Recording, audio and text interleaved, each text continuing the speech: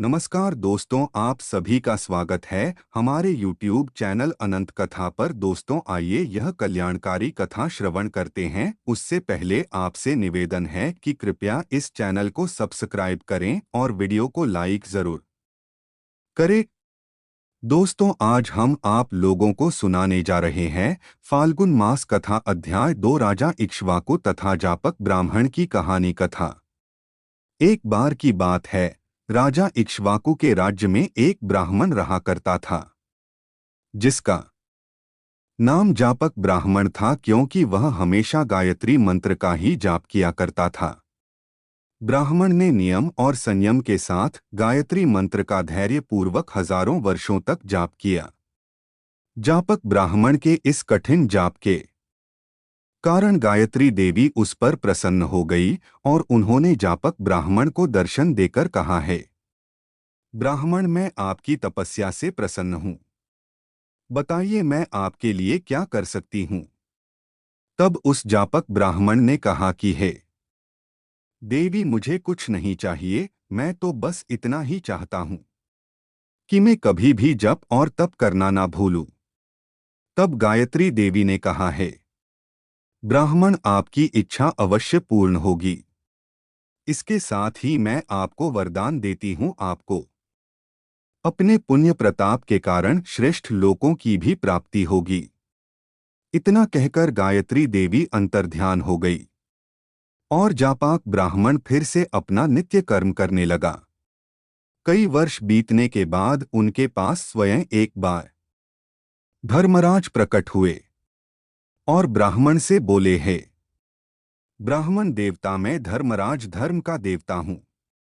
आपको आपके पुण्य प्रताप के कारण उन श्रेष्ठ लोकों की प्राप्ति हुई है जिनकी कोई कल्पना भी नहीं कर सकता।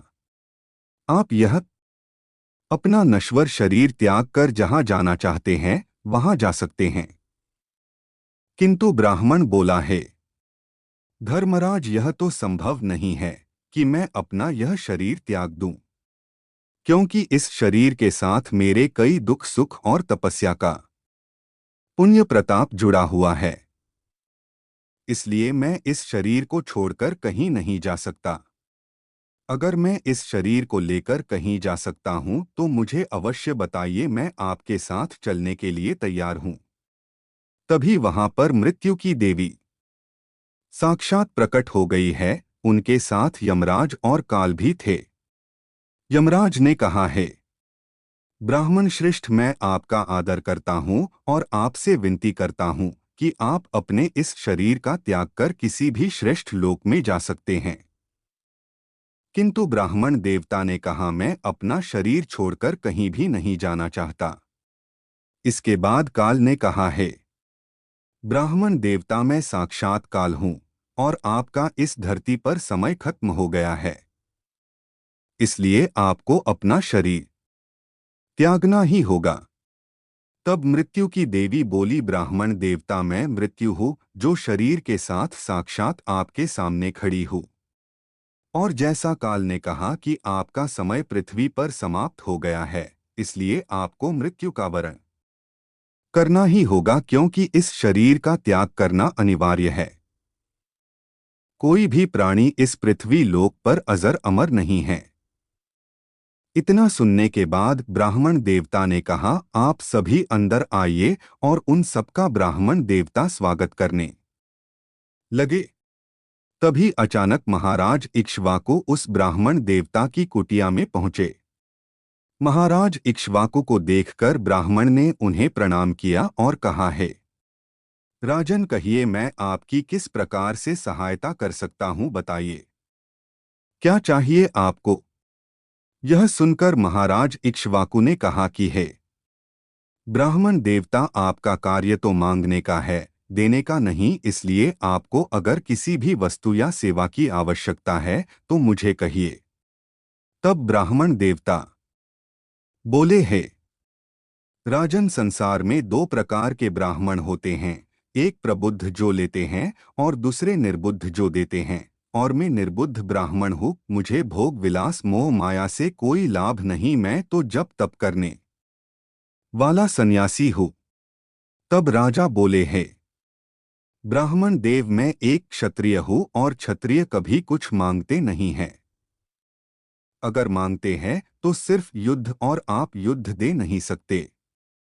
किंतु अगर आप कुछ देना ही चाहते हैं तो हे ब्राह्मण देव, आप अपने जप और तप का पूरा फल मुझे दे दीजिए। राजा इक्ष्वाकु का यह कथन सुनकर ब्राह्मण देव चकित रह गए और बोले, अभी आप तो कह रहे थे कि क्षत्रिय कुछ मांगते नहीं है, और आपने तो मेरे समस्त पुण्य का फल मांग लिया। राजा इक्ष्वाकु बोले, हे ब्राह्मण देवता, ब्राह्मणों के पास वाणी की शक्ति होती है और क्षत्रिय के पास भुजाओं की शक्ति होती है। इसलिए मैंने आपका पुण्य प्रताप मांग लिया है। इससे हम दोनों के बीच वाक युद्ध प्रारंभ हो गया। और वाक युद्ध युद्ध का ही एक रूप होता है। ब्राह्मण देवता ने कहा, ठीक है, मैं आपको अपने आधे पुण्य प्रताप को अभी देता हूँ, और आधे पुण्य का प्रताप फल आप जब किसी चीज की इच्छा करेंगे तो आपको प्राप्त हो जाएगा। अब महाराज इक्ष्वाकु फिर से चिंतित हो उठे। जैसे ही वह किसी चीज की इच्छा करेंगे तो उन्हें उस फल की प्राप्ति होगी।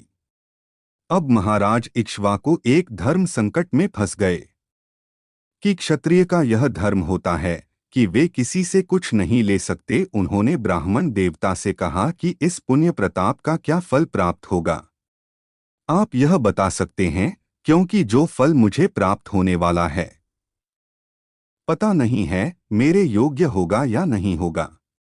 अगर मेरे योग्य नहीं होगा तो मैं उसका क्या करूंगा। तब ब्राह्मण देवता बोले, मैंने जो अपने पुण्य कर्म किए थे वह यह सोचकर नहीं किए थे कि मुझे क्या पुण्य फल प्राप्त होंगे। इसलिए मुझे तो यह पता नहीं है कि मुझे क्या पुण्य फल प्राप्त होने वाला था। महाराज इक्ष्वाकु बोले कि जिस फल का ही पता नहीं है वह फल क्या होगा, ऐसे फल का मैं क्या करूंगा। तब ब्राह्मण देवता बोले, हैं राजन, मुझे यह तो पता नहीं है कि मेरे पुण्य का फल क्या होगा, किंतु मेरे उन पुण्य प्रताप के कारण आप जो भी कामना करेंगे उसे प्राप्त कर सकते हैं।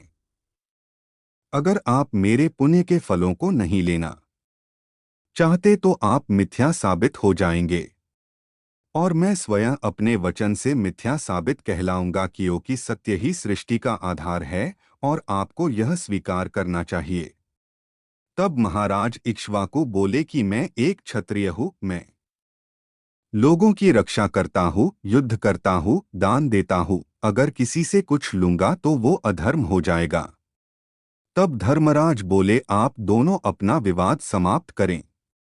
मैं ब्राह्मण को सत्य और राजन को धर्म का वरदान देता हूँ और आप दोनों को स्वर्ग में स्थान देता हूँ।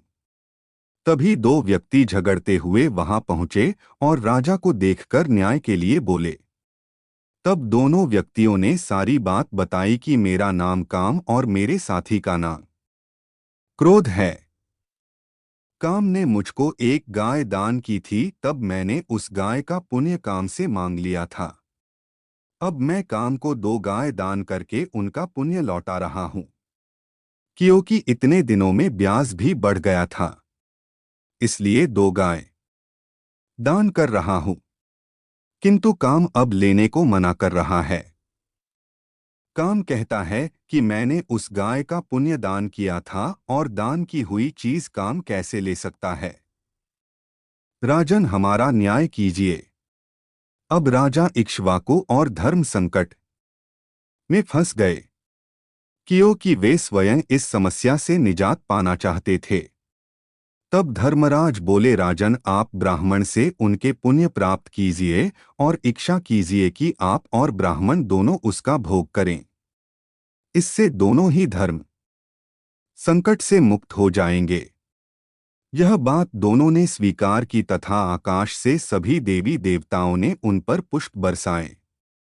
इक्ष्वाकु के वंशज विवस्वान के पुत्र हुए वैवस्त मनु, जिनके पुत्र का नाम इक्ष्वाकु था।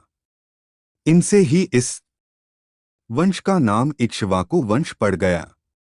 इक्ष्वाकु के पुत्र हुए कुक्षी तथा कुक्षी के पुत्र का नाम विकुक्षी था। विकुक्षी के पुत्र हुए वाण तथा वाण के पुत्र को अनर्ण्य के नाम से जाना गया। अनर्ण्य के पुत्र हुए पृथु तथा पृथु के पुत्र हुए त्रिशुक। त्रिशुक के पुत्र का नाम धुंधुमार था तथा धुंधुमार के पुत्र के रूप में युवनाश्व ने जन्म लिया। युवनाश्व के पुत्र का नाम था मांधाता। मांधाता के पुत्र का नाम सुसंधि था और सुसंधि के पुत्र हुए ध्रुवसंधि। ध्रुवसंधि के पुत्र का नाम था भरत और भरत के पुत्र थे आसित। आसित के पुत्र का नाम सगर था, जिनके 60,000 पुत्र कपिल मुनि के क्रोध से भस्म हो गए थे।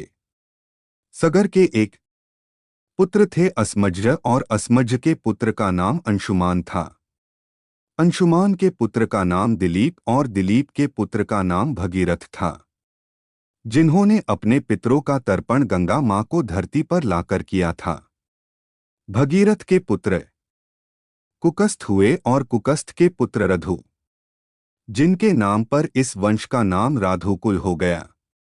रघु के पुत्र हुए प्रवृद्ध और प्रवृद्ध के पुत्र शंखण थे। शंखण के पुत्र सुदर्शन हुए और सुदर्शन के पुत्र अग्निवर्ण। अग्निवर्ण के पुत्र का नाम शीघ्रक था तथा शीघ्रक के पुत्र मरु हुए। मरु के पुत्र प्रशुश्रुक थे और प्रशुश्रुक के पुत्र का नाम अम्बरीश। अम्बरीश के पुत्र का नाम नहुष था। नहुष के पुत्र ययाति और ययाति के पुत्र नाभाग। नाभाग के पुत्र का नाम अज था, जिनका युद्ध रावण से हुआ था। अज के पुत्र दशरथ थे। राजा दशरथ के 4 पुत्र हुए श्री रामचंद्र, भरत, लक्ष्मण तथा शत्रुघ्न, जिनमें श्री रामचंद्र के 2 पुत्र लव और कुश हुए।